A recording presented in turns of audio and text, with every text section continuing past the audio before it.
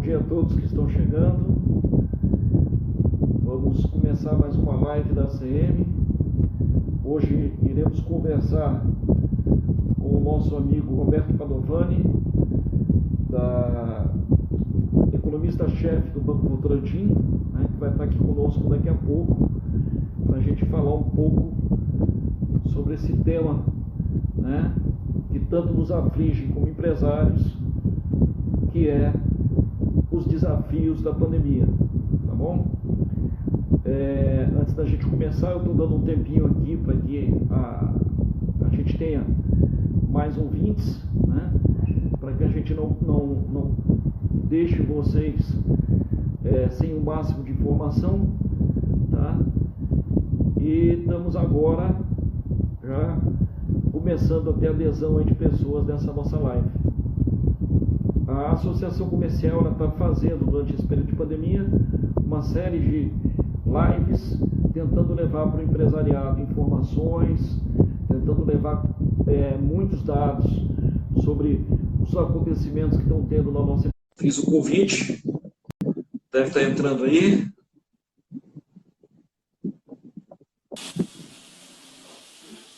Bom dia, presidente. Oi, Fernando, bom dia. Tudo bem? Está conseguindo escutar bem? Muito bem. Graças a Deus, a live está tranquila. Ouvindo bem. Tá, no começo estava um pouco travando aqui, mas estava um vento doido aí, mas agora está escutando melhor. Tá, né? Ok. Minha voz está saindo com o vento muito forte, não? Tem algum som de fundo? Agora está dando eco agora, tá? Mas no começo, antes de eu entrar, estava um pouco de vento. Certo. Podemos começar? Podemos começar. À sua disposição, presidente. Ótimo, que bom. Pessoal, bom dia a todos os nossos associados, nossos empresários, amigos, companheiros aí de guerra aí nesse momento que todos nós estamos vivendo aí. Nós da Associação Comercial estamos aí na lida de nos ajudar aí nesse momento aí que está bastante complicado aí para todos nós, né? E nós temos feito, através das lives, através dos bate-papos semanais, geralmente a associação, dia de segunda, terça, quarta, a gente sempre tem trazido um tema e uma pessoa para falar um pouco sobre diversos aspectos, para que a gente possa nos ajudar nesse momento de crise, né? E a nossa intenção hoje a gente está aí com o Roberto Padovani, que é o economista-chefe do Banco Votorantim, que vai nos explanar um pouco sobre esse momento de pandemia, esse momento de crise, não só sobre o aspecto econômico, mas também sobre diversas perspectivas em relação a como lidar com esse momento de crise, não só atravessar esse momento agora, mas também já se preparar para o momento pós-crise. Então, a gente pede que cada um de nós possamos não só acompanhar, fazer as perguntas, tirar algumas dúvidas, e também acompanhar a página tanto do Instagram quanto do YouTube da Associação Comercial. A gente tem produzido alguns materiais, principalmente dessas medidas provisórias, decreto aqui do governo estadual, do que tem saído. A gente tem tentado trazer a atualização na medida que as coisas tenham ocorrido, né? E deixar o contato aberto, o canal aberto da Associação Comercial, para que a gente possa realmente estar contribuindo aí para todos os empresários de forma a minimizar todo o impacto que essa crise já está nos causando, né? Então, o Fernando, é nosso vice-presidente de Economia e Finanças, vai conduzir essa live. Minha intenção aqui é fazer a abertura, vou estar acompanhando aqui, mas como só cabem dois aqui no Instagram ao mesmo tempo, então estou me retirando, estou acompanhando aqui de fora. Duas boas-vindas aí o Roberto Padovani, e Fernando, conduz aí com maestria, como você tem feito aí nas últimas lives. Grande abraço, pessoal. Muito obrigado, presidente. Cristiano Fernandes, aí, um grande empresário da nossa ilha, que hoje preside a Associação Comercial e tem um grande trabalho aí para colocar para todos nós, empresários aqui do Estado, caminhos mais curtos para a gente conseguir melhor desenvolver os nossos negócios. Eu, então, vou aproveitar agora e vou chamar, então, o nosso amigo, o Roberto Padovani, que já está aqui nos aguardando para a gente conversar sobre esse momento econômico. Estou fazendo o convite a ele ele deve entrar, né? Em alguns... Oi, Fernando, tudo bem? Olá, Roberto, tudo bem? Seja bem-vindo. É Obrigado. sempre bom aqui a segunda vez conosco, né, aqui na Associação Comercial, dessa vez virtual, porque o momento exige, né, Roberto? Mas é sempre bom tê-lo conosco, tá? Dando essa força, essa lucidez aqui para o nosso mercado paraense, né, sobre esse momento que é muito complicado, né, um momento de incertezas. Mas, mais uma vez, te dar as boas-vindas, te deixar à vontade aí para discorrer sobre o tema e nos auxiliar aí a entender um pouco melhor o que está acontecendo, o que pode estar vindo aí pela frente nesse processo, como é que a gente deve se precaver um pouco aí para essa retomada, né? E quanto tempo, na tua opinião, também tu achas que a gente ainda tem de confusão aí pela frente? Meu amigo, seja bem-vindo, a palavra é sua, tá? Estou aqui só para lhe ajudar no que precisar.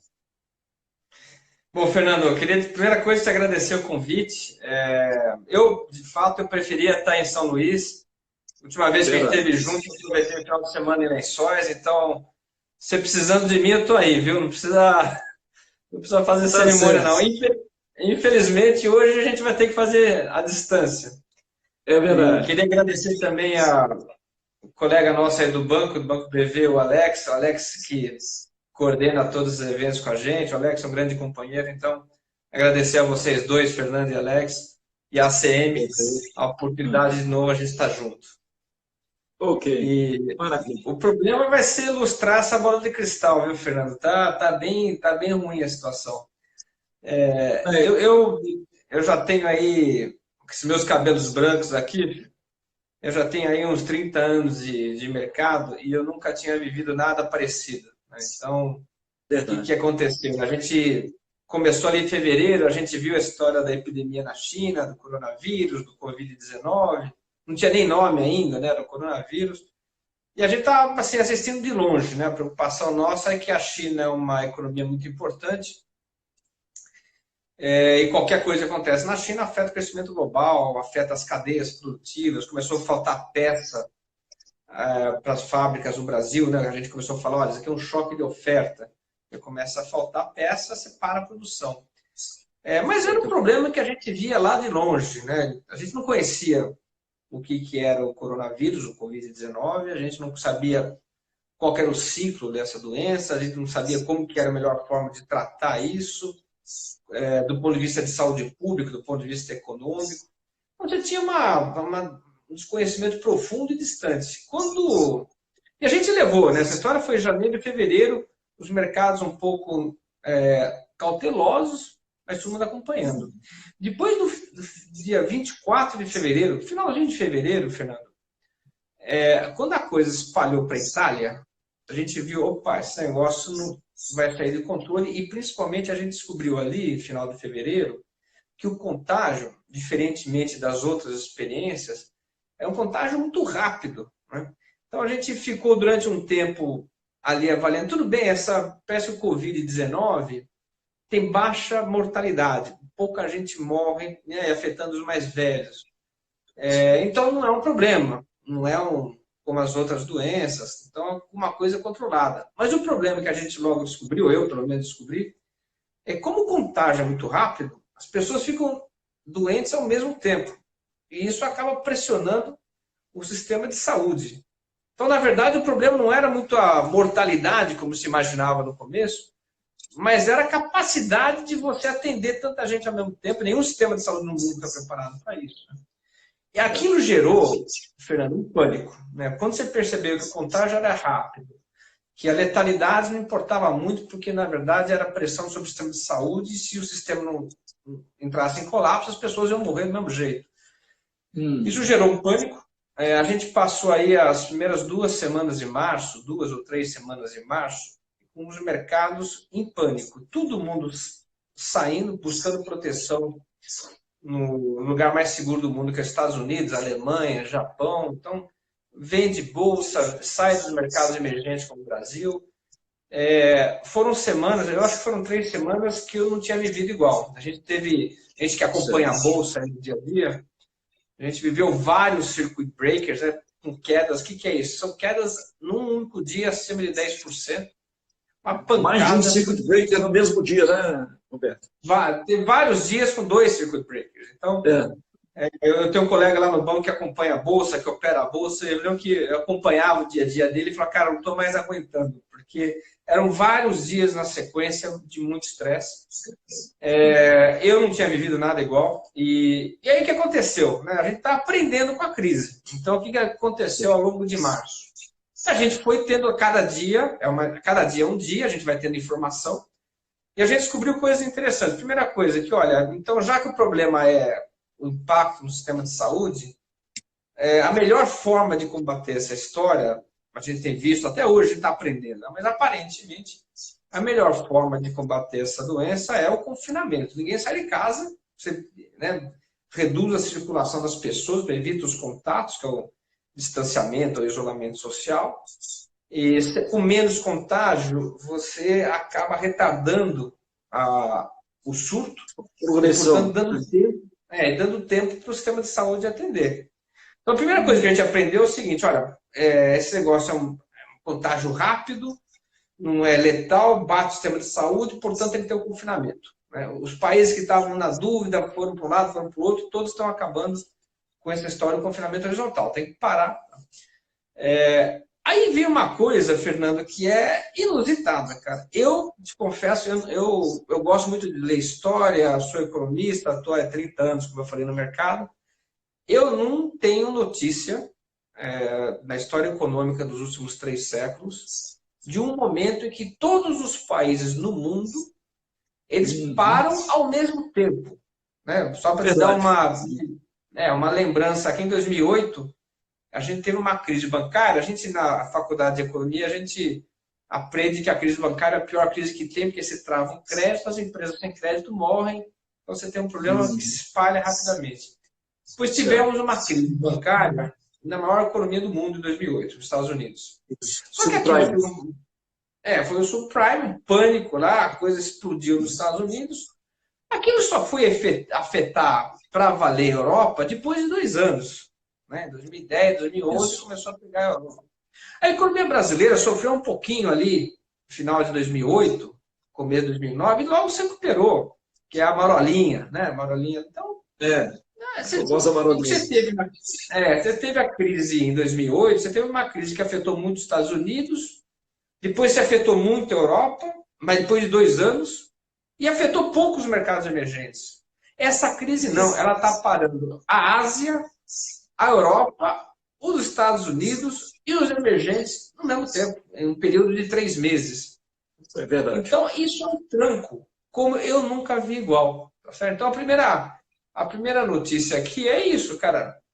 Tá bom, a gente entendeu como que é o ciclo da doença, tem que fazer o confinamento, só que se faz confinamento, ninguém vai produzir, né? O pessoal não tem mão de obra para produzir, você fecha a loja, não vende, mas também isso, como não tem circulação, o cara do Uber não vai ganhar dinheiro, o lojista não vai ganhar, então você tem uma contração simultânea de todos os países e de todos os setores ao mesmo tempo. É inacreditável. Aqui no Brasil, eu acho que o setor, nesse ponto, o Maranhão pode ser um pouco ajudado, porque o setor de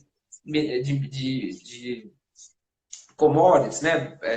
Commodities agrícolas, metálicas, eles podem continuar caminhando um pouco. Né? A gente vê que o setor agrícola, de modo geral, os exportadores de soja estão sendo menos afetados. E até o Sicambi acaba... A necessidade de alimentação mundial permanece, né, Roberto? Isso, a necessidade da alimentação permanece, então acaba, de um jeito ou de outro, tendo que funcionar. Enfim, mas o fato é que você tem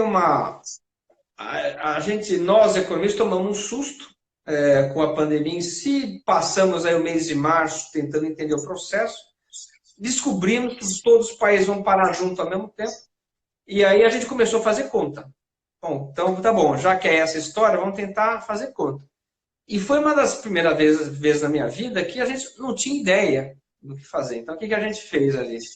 A gente, já no final de março, a gente pegou a experiência do que aconteceu no Japão, na China e na Europa, em termos de contração da indústria e do comércio, tiramos Certo. uma média, então eu acho que o jeitão é esse daí. Aplicamos isso que a gente viu lá fora para o Brasil, e é impressionante. Quando a gente aplica no Surpreendente. Brasil, a gente vai ter agora, a gente está estimando que no segundo trimestre, que é abril, maio e junho desse ano, a gente tem uma contração de 7% do PIB com relação ao primeiro trimestre. Eu não vivi isso, eu não sei dizer o que é isso. Uma pancada no segundo trimestre. Qual que é A o gente tem que problema nessa lembrar, pancada? Roberto, eu vou lembrar que naquele pior momento lá do governo de 2014, nós chegamos a 3,18, né, de contração. É isso Estamos daí. falando do dobro, no mínimo. É isso daí. Eu não tinha registro dessa história no Brasil. Agora, qual o problema dessa história? Quando você para a circulação de pessoas, para de produzir, o faturamento das empresas cai, o pessoal fica zerado. Tá certo? Então, as grandes empresas, cara, dão um jeito, elas têm caixa, têm acionista rico, toma dinheiro em banco aqui, lá fora, consegue sobreviver. O pequeno e médio empresário não. O autônomo não consegue. Então, o que a gente percebeu também? Que, olha, essa crise ela afeta os setores urbanos de serviços, como aconteceu na China, no Japão e na Europa, deixa as pessoas sem faturamento, e, portanto, o grande risco que a gente passou a ver nesse afundamento do PIB é uma quebradeira por razões financeiras. O cara não tem caixa. Aí quebra. E qual é o problema do sujeito quebrado? Bom, se ele quebra, ele demite. E aí o que vai acontecer se ele quebrou e demitiu? O que vai acontecer é que provavelmente a pandemia vai ser superada em algum momento. A gente sabe que a pandemia resolve. A gente está vendo hoje as notícias aí de que a Espanha gradualmente já começa a voltar. A China, a gente está vendo os dados que é uma volta rápida. Então a gente vê que, olha, essa pandemia vai passar. Isso do ponto de vista de saúde pública, temos que tomar os cuidados, mas vai passar. Agora, o problema é se passar a pandemia, aí você vai ter gente desempregada e empresa quebrada. Como é que você recupera a economia? Não recupera. O cara que perdeu o emprego não vai voltar para consumir. O sujeito que quebrou a empresa não vai voltar a vender ou produzir.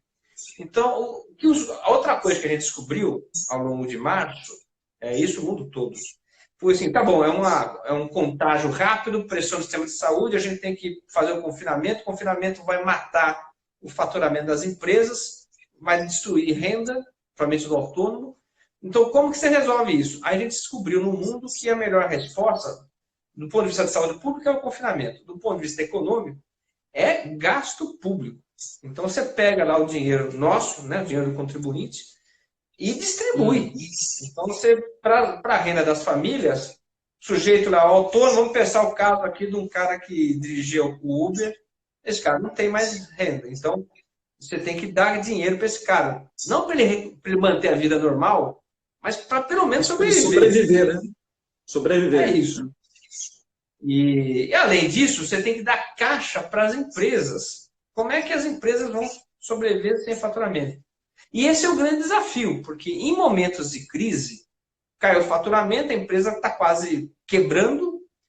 Os bancos, tradicionalmente, ficam, como qualquer empresário, assustados, também não querem emprestar o dinheiro, e as empresas quebram, vira uma crise financeira.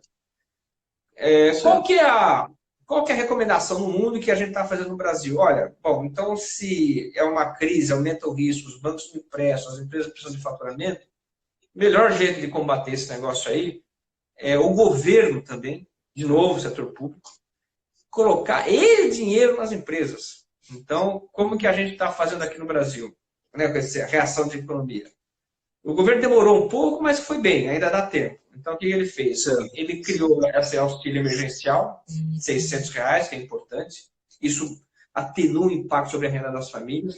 Ele antecipou todos os benefícios, ajuda isso também, tenta aí aumentar o acesso ao fundo de garantia. Você tenta trazer renda para as famílias, porque as famílias estão perdendo emprego, ou para o autônomo.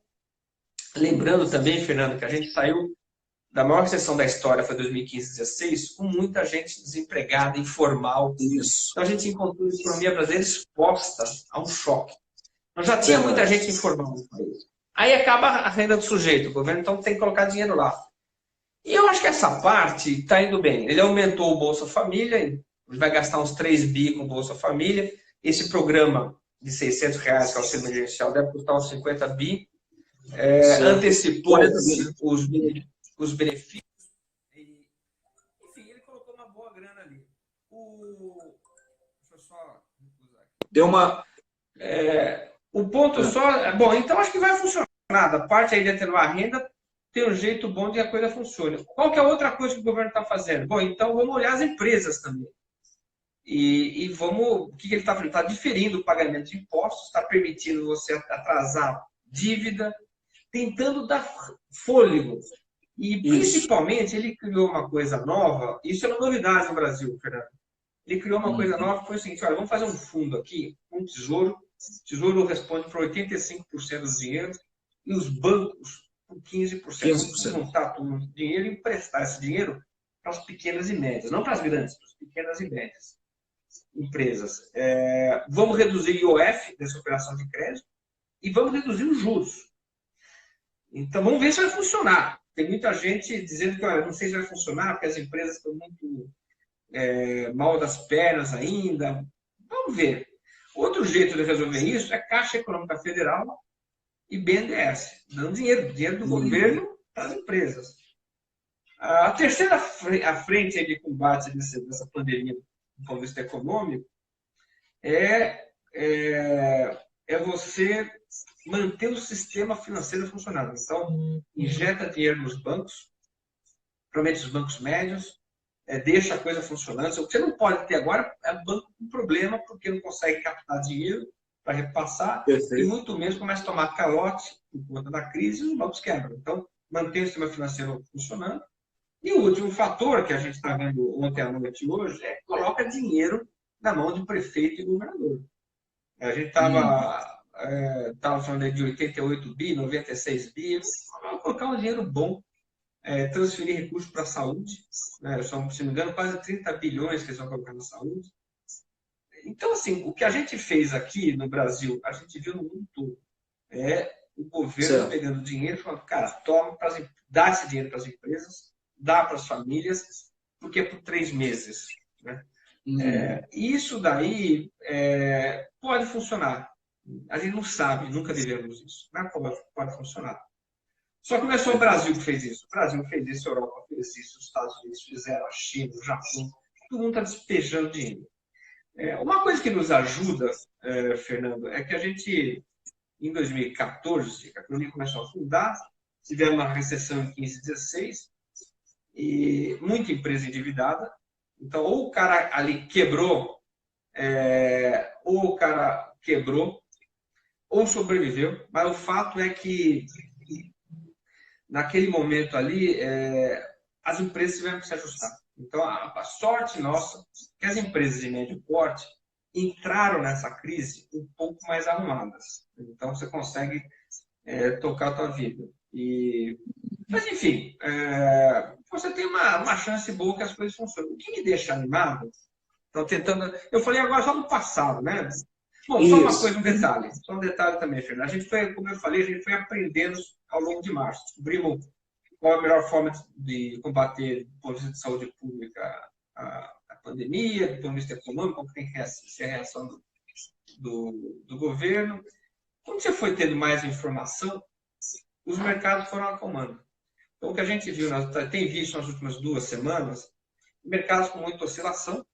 A gente mede essa oscilação, a gente está nos níveis mais altos de 30 anos, mas não é mais pânico. Então, os mercados estão mais calmos. Então, a gente está vendo que a gente está começando a caminhar. Vamos tentar olhar para o futuro agora. O que eu acho que vai ter? Bom, uma contração sem precedentes no país, governo torrando dinheiro.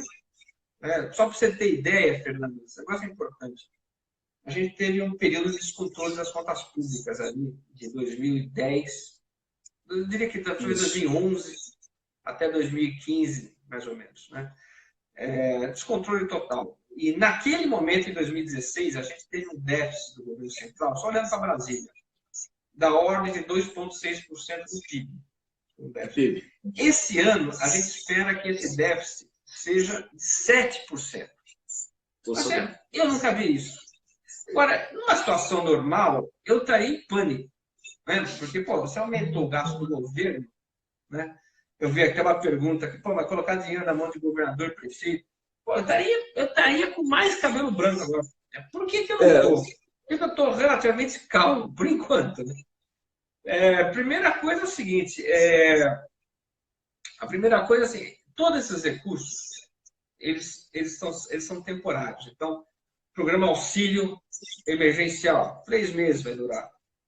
Você antecipa o acesso ao fundo de garantia, você antecipa benefícios, você não está criando dinheiro novo. O Bolsa Família que aumentou, estamos falando de 3 bilhões, isso vai ficar, vai 3 bilhões. Os empréstimos de Caixa Econômica, Banco do Brasil, não, de BNDES, também são empréstimos com taxas favoráveis temporariamente. Você não está criando um dano para 2021. Né? E temos que lembrar outra coisa. A gente manteve as regras fiscais, então é o seguinte, se a gente gastar muito, vai bater no teto de gastos do governo. Quando bate no teto de gastos do governo, você pode disparar certos gatilhos. Você deixa de contratar funcionário público, não dá reajuste. Isso alivia um pouco a despesa. Segunda coisa, a gente esquece disso, mas a gente já fez uma reforma da Previdência boa em 2019. Então, isso muda a dinâmica de despesas para os próximos anos. Terceira coisa, como eu falei aqui, os gastos são todos temporários. Em 2021, esses gastos não vão ser mantidos. A gente não está contratando funcionário público dando reajuste. A gente está dando auxílio emergencial. E a última coisa que faltou falar aqui, a taxa de juros no Brasil nunca teve tão baixa, está em 3,75. A gente faz conta lá no banco, a gente acha que o Banco Central vai reduzir mais a taxa de juros, a gente acha que um nível de juros pode ser de 2,5 esse ano.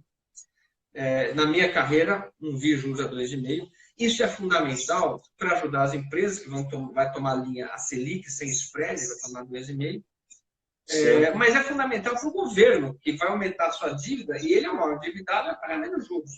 Então, você tem vários motivos aí que nos deixa relativamente otimistas no cenário. Então, a gente acha que vai ter, pela primeira vez na história, um caminhão de dinheiro, do pulso fiscal, como a gente fala, e isso não vai gerar pânico, como geraria numa situação normal. Por que não?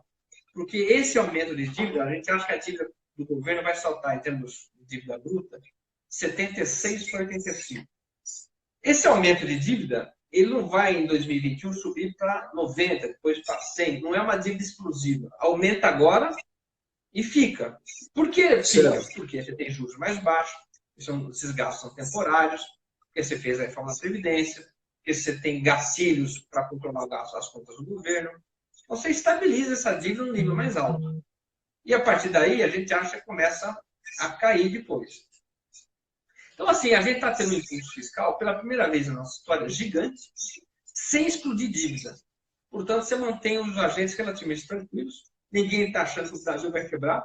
A gente está vendo as agências de classificação de risco, a Standard Poor's, a Moody's, a Fitch, piorando o rating de México, África do Sul, Turquia. A Argentina nem sabia que podia ter uma piora no risco, mas piorou. Está piorando o risco fiscal de todo mundo. O medo de calote todo mundo aumentou, mas o Brasil não. Então, acho que a gente tem uma chance boa, porque a gente tem uma chance de manter a reputação nossa e fazer com que, olha, esse aumento de dívida é temporário, a gente não é um caloteiro. E se você tem reputação na praça, então você começa a tomar grana emprestada e a sua vida segue.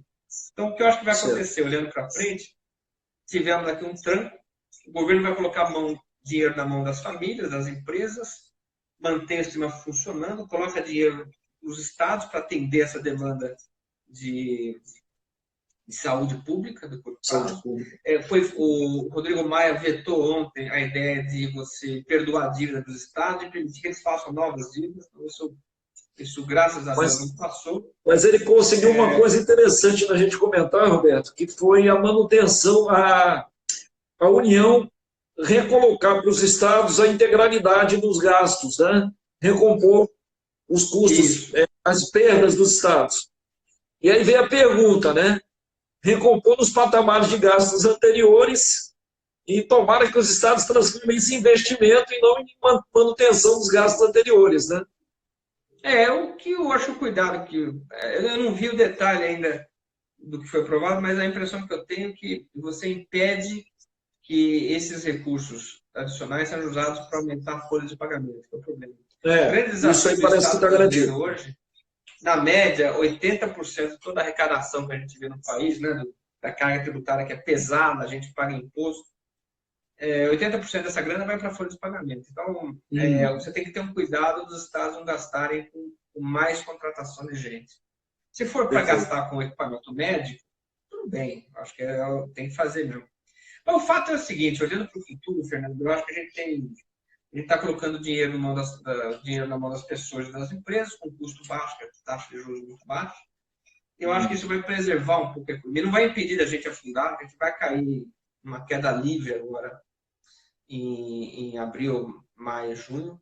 Mas à medida que você for retomando, né, sai do confinamento, a coisa vai voltando muito gradualmente. Não é uma recuperação em V, é uma recuperação lenta. Você vai ter dinheiro barato e muito dinheiro no mundo e no Brasil. Então, a gente acha que você consegue, no quarto trimestre, começar a fazer essa economia andar de novo. E, principalmente em 2021, quando a economia recuperar, aí você começa a aumentar a arrecadação, então a situação fiscal melhora. Então, o resumo aqui da história, Fernando, é que os mercados no mundo e no Brasil tomaram um susto, ficaram em pânico, ao longo de março foram aprendendo, e agora eu acho que a gente está começando a entrar numa fase em que fala, não, tudo bem, olha, talvez o dano seja controlado, né? Talvez a gente consiga sair dessa, não agora todo mundo afundou junto, mas talvez a gente consiga sair dessa no final do ano de 2021. Então a gente está no banco lá, assim, só para fechar aqui, ele está relativamente otimista, não porque não vai ter a crise, vai ser, como eu falei, o maior tranco da história da economia brasileira. E eu nunca vi nenhuma parada súbita ao mesmo tempo em todos os países. Vai ser uma pancada. Vocês não têm ilusão que não vai ser isso. Agora, a gente está otimista e diz que, olha, com esse gasto público, com taxa de juros a 2,5% ao ano, tem uma chance boa que você preserve 2021. A nossa luta agora é para preservar 2021. Então, o conselho que eu dou para todos nós aí é assim, olha, agora a gente está no meio da confusão. É sobrevivência, temos que lutar para sobreviver. As empresas têm que tentar ter acesso a esses créditos, de Caixa Econômica Federal, BNDES, esse fundo do Tesouro com os grandes bancos comerciais, tem que tentar fazer dívida agora, alongar com custo baixo, porque a gente precisa sobreviver à pandemia. Sobreviveu, a vida, eu acho que pode andar provavelmente. Então, por isso os mercados acho que podem melhorar também. Mas agora a gente ainda está no meio do tiroteio, a gente está tentando entender quão profundo vai ser a crise. Só um último detalhe que eu esqueci de comentar aqui, Fernando. A gente, assim, está meio às cegas. Então, a gente montou vários cenários. Né? O melhor cenário nosso é que a economia afunda 1,5. O pior, afunda 4,5. O que me preocupa é que entre 1,5 e 4,5, a diferença é pequenininha. Né? E depende do quê? Depende do quê? Depende do tempo do confinamento. Então, se o confinamento durar até o final de abril agora, é uma coisa. Se esse confinamento durar avançar para maio ou junho, cara, quebrou o país. Então, vai ser... A gente, assim, dá para dizer que a recessão esse ano vai ser 2,5? Não dá. A gente está falando que é 2,5 porque a gente tem que fazer uma conta, tem que ter alguma direção. Agora, quem que me garante que o confinamento vai ser superado em maio? Ninguém. A gente está vendo as empresas aí do Rio Grande do Sul começarem a voltar. Será que esse relaxamento não vai trazer um pico de contágio? Então, tem muita pergunta sem resposta. Então, a gente está naquela fase que, olha, vem uma pancada, nós estamos tentando medir quanto que é essa pancada. Tem uma chance que, se for uma pancada pequena, você preserva 2021. Agora, do que depende essa pancada? Do período de confinamento. Se a história durar até o final de abril, eu diria que a gente está em uma recessão de 2,5, 3, recuperando 2021. Quanto mais você avança no confinamento, maio, junho, mais profundo é a queda e mais difícil é voltar, porque depois todo mundo quebrou, o cara perdeu o emprego e só volta. E aí você vai comprometendo 2021. Então, a gente está nessa fase. A gente está na fase de tentar saber quanto tempo dura o confinamento. Os mercados hoje estão animados, por exemplo, no mundo todo, que estão vendo que o confinamento pode ser curto. Olha a Espanha, pode ser relativamente curto. Então, a animação do dia, né? Cada dia a sua história, cada dia com sua agonia. A animação do dia é que você pode ter um confinamento mais curto. É disso que depende hoje as nossas vidas. Enfim, eu já falei demais. Talvez a gente possa está acompanhando. Maravilha, Roberto. A gente está acompanhando aqui a Bolsa enquanto conversa, está vendo exatamente isso, né? Nós estamos alcançando 80 mil pontos e com 3% de 2,60 de crescimento hoje. Exatamente essa visão otimista de que o confinamento.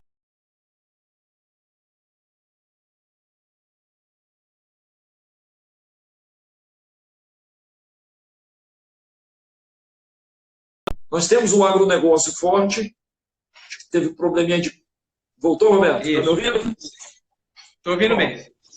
Tá. Nós temos um agronegócio forte, mas nós temos um Estado que é muito dependente do comércio e muito dependente das micro e pequenas empresas, né? O governo já falou das linhas de crédito, já está colocando linhas de crédito na casa dos trabalhadores para empresas com faturamento acima de 360 mil e está sinalizando com créditos para empresas com faturamentos menores. O Banco do Nordeste, aqui na nossa região, já manteve as linhas de crédito dele, está criando linhas com juros menores, de até 2,5% já oficializado, né?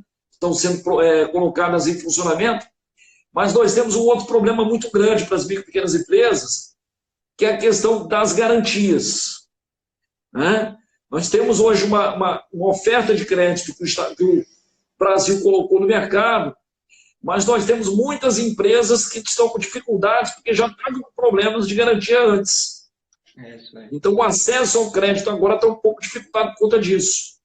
O Sebrae sinalizou com o FAMP, que é um fundo de aval do Sebrae de 12 bilhões, junto com o governo federal, né? Qual é a tua visão? Essas medidas vão ajudar a socorrer essas pequenas empresas? Precisa de mais alguma medida adicional? Fernando, essa é a grande pergunta, viu? Estava torcendo para você não perguntar isso. Fui no olho do furacão. Ninguém sabe, Fernando. O que a gente tá vendo é o que você falou. Ontem eu tive, por coincidência, com o pessoal de pequenas e médias empresas aqui de São Paulo. E os argumentos são esses. Muitas empresas que estão financeiramente melhores, as garantias já estão ocupadas. Tem muita empresa com problema que não consegue nem se cadastrar para receber esse fundo do Sebrae. Nós estamos vendo aqui no mercado, Roberto, só complementando a pergunta, a dificuldade até dos próprios bancos de terem equipes para manter o cadastramento ativo, né?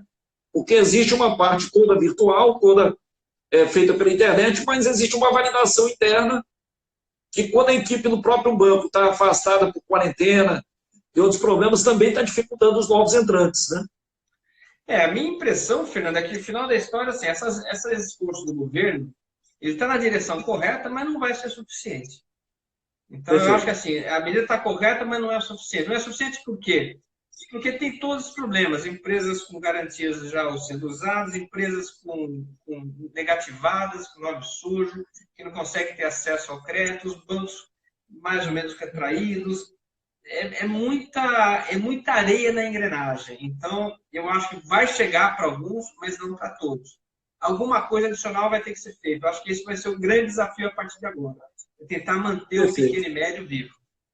Uhum. Um caminho que a gente está trabalhando muito e divulgando, Roberto, é a questão do compra do pequeno, né? Tentar estimular a compra na retomada, quando voltar a economia, que os negócios sejam feitos mais regionais, no princípio, né? Para que a gente não deixe o pequeno morrer, né? Para tentar botar mais circulação interna em cada município, em cada local.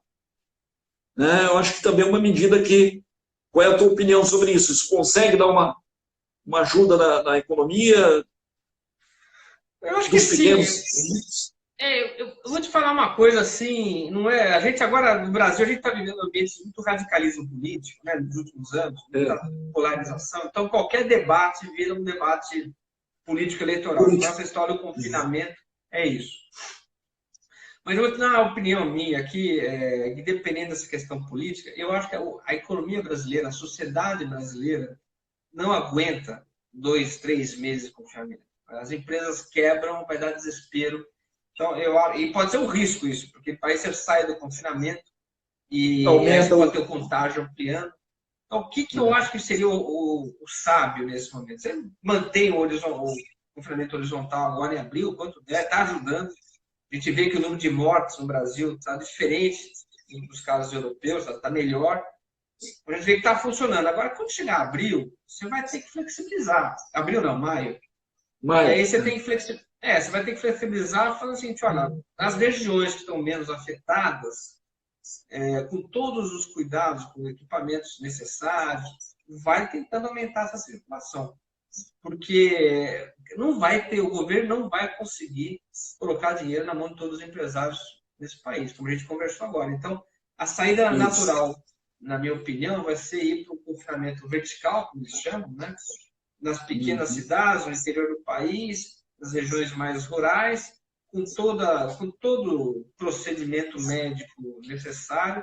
Mas eu concordo contigo, você vai ter que aumentar a circulação de pessoas ao longo de abril, porque senão o Brasil vai quebrar como a gente nunca viu antes. Aqui no nosso estado, Roberto, o governador, no último decreto, ele já flexibilizou para que os municípios decidam pela quarentena, o isolamento horizontal total, né? Por quê? Porque nós temos uma característica regional. 92% dos casos de Covid estão na Grande Ilha, né? Estão próximo à capital São Luís, nos 4 municípios da ilha. E o resto do interior, o número de casos é muito baixo. E os equipamentos que vieram para o estado estão sendo distribuídos, então se verifica que muitos municípios estão paralisados sem nenhum caso, nem de contaminação.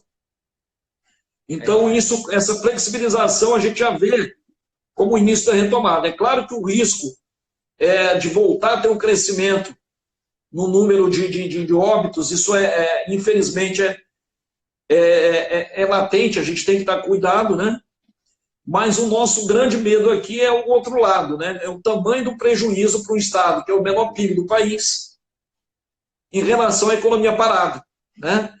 As nossas mortes ou serão pelo coronavírus ou serão pela subnutrição, pela falta de recursos para a sobrevivência. Então, a gente já sente que há um movimento muito grande para deixar a economia funcionar um pouco melhor, um pouco mais. É claro que com todos os cuidados sanitários, né, de higiene que a gente tem que ter agora, o mundo não vai ser o mesmo, né, depois dessa pandemia, que é outra coisa que eu queria te perguntar, Roberto, sobre como você vê as relações de consumo, essas relações de negócio após a retomada, né? Alguns setores a gente sabe que vão ser muito afetados, turismo, hotelaria, né, que está muito relacionado, e outros vão ter que se reinventar. A parte de serviços vai ter que ser muito mais home office, muito mais virtualizada do que efetivamente presencial. Então, as duas perguntas. Primeiro, tá? Com relação a essa parte econômica, a tua visão da retomada é que realmente ela começa a flexibilizar um pouco daqui para frente, o Brasil ainda deve permanecer isso até o final, até o início de maio, tá? Pelo que tu está sentindo aí por baixo. E segundo, dentro dessa perspectiva, como você vê a retomada dos setores econômicos após a flexibilização começar a ser executada? Vamos lá, só para você citar um exemplo aqui, a minha família é do interior do estado de São Paulo, uma cidade pequena do interior. Eu falo lá com meu primo e ele não entende essa história do confinamento, porque não tem um único caso na cidade e ninguém pode sair. Então, é difícil convencer as pessoas. Então, exatamente. O que a gente está vendo aqui... E outra história também, viu, Fernando? Esse negócio do confinamento é coisa de gente rica. Né? Você ficar na tua casa e tal. Você vai para as favelas, para as comunidades, o sujeito mora num ambiente de 10 metros quadrados, com um avô, com a criança que deixou de comer na escola, não tem como ficar. E então, se ele não trabalhar de dia, ele não tem o que comer à noite, né? Pois é. Então, o que eu acho que vai acontecer é um processo até natural. Não é liderado por nenhum líder político, nada disso. É um processo natural que eu acho que é sábio, que assim, você vai permitir circulação em algumas regiões do país. A gente sabe que, pelo que aconteceu na Europa, na China, no Japão, o que a gente está vendo no Brasil, o coronavírus ele impacta os grandes centros, impacta serviços dos grandes centros, né? Então, você consegue flexibilizar uma parte da renda do país, permitindo circulação. Agora, para responder a tua pergunta, eu acho que a normalização vai ser lenta, porque o cenário nosso, que as coisas ficam fechadas até abril, depois de maio, a saída do confinamento é lenta, como a gente vai ver na Espanha, provavelmente. Começa um setor, outro, não vai ser geral, né? Hoje, lá no banco, no Votorantim, a gente está com 97%, 98% dos funcionários estão em casa, né? Eu estou trabalhando na minha casa. Você vai voltando aos poucos. Então, não é um movimento rápido de volta.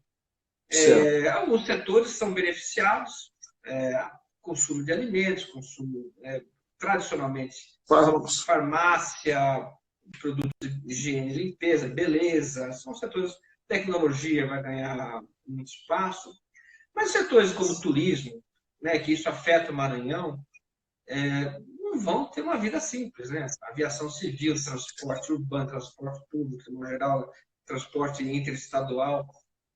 Tem muita restrição ao comércio, então você não vai ter uma volta rápida. Então, a gente vai começar a sentir um pouco mais de oxigênio, coisas circulando, mas não dá para imaginar que maio e junho serão meses normais. Então, a gente tem que ter isso em mente. Meu amigo, é realmente um cenário ainda muito preocupante, né? Que a gente vê que as medidas estão sendo tomadas, mas que ainda vai depender muito de nós mesmos também, né, Roberto? Da população. Como ela vai se comportar em cooperativismo, associativismo, porque eu vejo muito isso, né? Eu estava te perguntando do compre do pequeno, né? Compre daquele mais próximo de você. É que quando a gente vê um movimento econômico dessa potencialidade, toda tentativa de você aproximar os mais próximos para fazer ciclos de compras menos abrangentes, você faz com que a economia daquela região cresça numa velocidade, se recupere um pouco menos lento, né? Um pouco mais rápida. Então, a gente enxerga isso, como a gente sabe que não vai ser fácil, que vai ter muita perda. A Fiesp fez um estudo agora, lançou há pouco tempo, aí já apontando uma queda de empregos aí muito grande, né, uma quebra de empresas muito grande também no país. Mas estamos tentando encontrar um caminho, né, para a gente conseguir aí dar apoio às micro e pequenas empresas, principalmente, porque as médias vão sofrer, mas vão saber se reestruturar. E os grandes negócios, eu costumo dizer o seguinte, grande negócio não quebra, né, ele muda de dono. É isso aí. Né? Se o mercado existe, ele sai dali e vai para outra pessoa. E outra questão que também eu acho que é interessante conversar é sobre a questão da dívida do país como um todo. O Brasil está fazendo dever de casa, está evitando emitir moeda, por isso o nosso rating continua boa, mas a gente vê do Congresso uma pressão nesse sentido. Né? Ontem, na aprovação dessa medida de apoio aos estados e municípios, o Rodrigo Maia colocou mais uma vez, porque o Brasil, o governo federal é o único que pode emitir moeda, quer dizer, eles estão achando que dinheiro ainda é fácil, políticos, infelizmente, não estou falando aqui, levando para o viés político, mas na visão simples de que botou dinheiro, gerou inflação, não tem problema, mas na frente a gente resolve a inflação, quando a gente já viu que demora muito para resolver um problema desse, de uma pressão inflacionária pela emissão de moeda, né? Então, as medidas do governo federal estão na contenção da economia, mas como é que você vê essa pressão dos estados? Hoje, o que nós procuramos dentro da associação é entender que o tamanho do nosso estado, da parte pública, tem que ser diminuída para sobrar mais dinheiro para investimentos, principalmente agora, nesse momento pós-pandemia, né? Como é que você enxerga esse momento aí para esses gastos públicos como um todo? Não, eu acho que assim, a gente está num momento de crise em que a recomendação do mundo todo é aumentar gasto público. Nesse momento de crise associado ao aumento de gasto público, tem muito lobby, tem muito oportunismo. Então, tem muita gente que vai querer pegar uma parte desse dinheiro. Isso é o risco. Esse é o jogo o tempo todo. Esse é o mundo. Agora, o que me deixa animado é que, se a gente olhar os últimos 3, assim, 2016, 17, 18, 19, nos últimos anos, o Brasil foi muito responsável na gestão das suas contas públicas. A gente fez a reforma da Previdência, definimos um teto para gastos, fizemos uma reforma trabalhista, né? Como falei aqui, a Previdência. Tem muitos projetos aí no Congresso. A gente está vendo o Congresso também segurando muita coisa. Esse próprio debate agora sobre os estados é um pouco dessa história. A equipe econômica, o governo, a equipe econômica, ela tem uma visão muito ideológica do mundo. Ela não apoia aumento de gasto em estado grande, como a gente teve no passado recente. Então, a gente vê até que eles se incomodam. Você conversa com a equipe do Guedes, estão todos incomodados. Temos que fazer isso porque é uma boa política que tem que ser feita. Agora, ninguém ali, como aconteceu em 2011, 2012, ninguém ali acha que não, tem que ter um estado grande, cheio de funcionário público. Não, a demanda da sociedade, muito claramente, isso a gente vê politicamente desde 2013, demanda da sociedade foi às ruas, passou por eleições, é de que você tem que ter um Estado pequeno que funcione. Hoje o Estado forte não é um Estado grande, inchado. O Estado forte no Brasil hoje é um Estado que funciona, que consegue entregar saúde pública, educação, segurança. Então, isso me deixa tranquilo, porque eu acho que assim, vai ter uma pressão natural por lobbies, de lobbies, para estados e municípios pegarem uma parte maior, né? Aquele momento de crise, de confusão. Mas eu acho que o Congresso e o governo e o Executivo, eles estão pressionados por uma parte importante da sociedade que fala o seguinte, olha, a gente cansou de pagar muito imposto e não ter serviço público. A gente quer uma coisa decente. E essa é a agenda do país hoje, e é isso que está limitando o dano. Portanto, a gente está gastando agora, eu estava fazendo as contas aí, a gente deve gastar uns 350 bilhões de reais esse ano. Isso não vai para o ano que vem. Por que não? Porque o compromisso do governo, não é porque ele quer, o compromisso do Congresso, não é porque também ele quer, mas porque os deputados querem ser eleitos, precisam falar com a opinião pública. E eles não podem falar com a opinião pública que eles quebraram de novo o Estado brasileiro. Isso gera restrições nas escolhas. Então, a gente tem um ambiente de tensão, mas eu acho que a gente está se protegendo relativamente bem. Perfeito. Para as empresas, voltando agora para o nosso tema principal, o momento é proteger o caixa, né? Olha, eu acho que a mensagem, Fernando, é o seguinte, a gente nunca viu nada parecido com o que a gente está vivendo, certo? Nunca viu. Então, a ordem agora, esqueça o resto, sobreviva. Então, as suas empresas não tem problema, tenta quem conseguir tomar crédito, se endividar. O momento é bom para se endividar, porque os juros são baixos, bom nunca é, mas dá para fazer. Tenta alongar um pouco isso com bancos públicos, BNDES, Caixa. É exatamente isso. É você ter liquidez, você proteger seu caixa. Você tem que sobreviver 2, 3 meses. Eu acho que, se Deus quiser, a gente vai conseguir. Vamos acompanhar dia a dia, mas eu acho que a mensagem é preserve, pelo amor de Deus, o caixa, porque a gente vai precisar por mais algumas semanas. Maravilha, Roberto. Meu amigo, eu só queria te agradecer. Eu acho que nós tivemos uma manhã extremamente útil. Eu acho que as perguntas que foram colocadas aqui sobre a questão de crédito das pequenas empresas, sobre os gastos dos municípios e estados, a gente conseguiu, durante a conversa, colocar. Pedir desculpa para alguns amigos aí que estão vendo também a live, de alguma pergunta que possa ter passado e a gente não percebeu. Mas a gente sente bem mesmo que o momento não é fácil, a retomada não vai ser tão simples quanto no primeiro momento parecia e depois pareceu muito pior. Mas não vai ser fácil, vai ser dura, né? Mas eu acho que também com essa visão que você nos passa aí da rigidez das contas públicas, da forma como está sendo tratado o mercado, nos tranquiliza. E uma informação boa que você colocou é que provavelmente as taxas básicas também devem cair da economia. Uma coisa que nos preocupa também é a margem hoje do sistema bancário, que provavelmente vai cair também, né? Porque você não tem como dar crédito sem acompanhar essa queda, porque não tem quem consuma um crédito muito alto nesse momento. Então, isso deve dar uma equilibrada, vai ter muita gente sofrendo, mas aos poucos a gente consegue aí ver uma luz no fim do túnel com a retomada, né?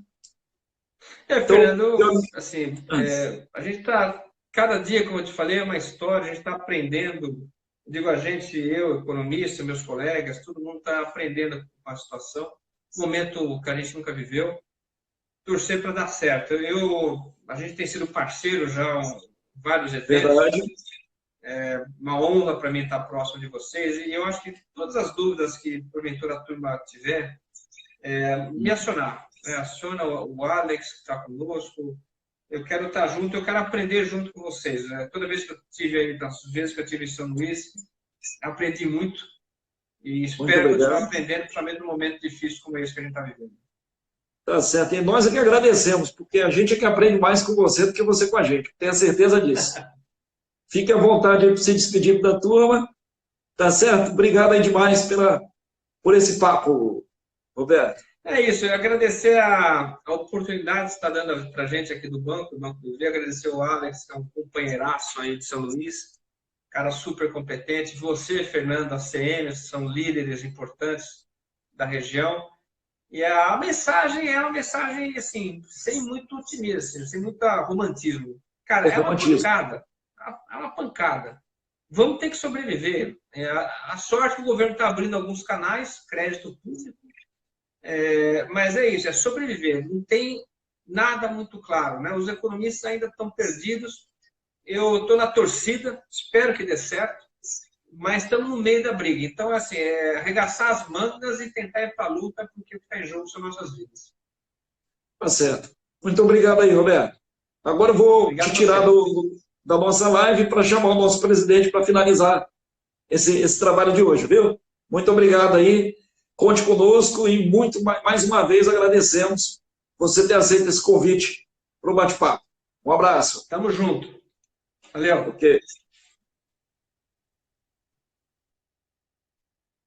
Bom, amigos, foi um bate-papo muito bom. Eu acho que conseguimos responder muitas das perguntas aí que foram feitas. Me perdoem se alguma ficou faltando. E eu vou chamar de novo aqui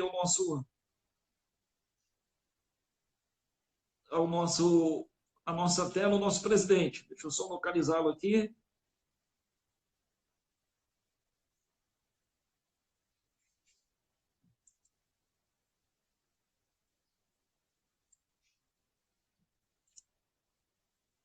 Tem muita gente na live, não consegui achar o presidente. Pronto, já achei. Já estou adicionando ele aqui para ele finalizar essa nossa live. Queria agradecer a todo mundo aí que participou. Espero que o Roberto tenha ajudado bastante a esclarecer esse nosso ambiente. Presidente. Fernando, bom dia. E aí, Fernando? Bom dia. Muito boa, né? As palavras aqui do nosso amigo Padovani, né? O Padovani é sensacional. É verdade, é a segunda vez dessa vez de forma virtual, né? De forma online. Ele com a gente aí o ano passado aqui na associação. E aí, pessoal, só reforçando essas nossas lives, a nossa intenção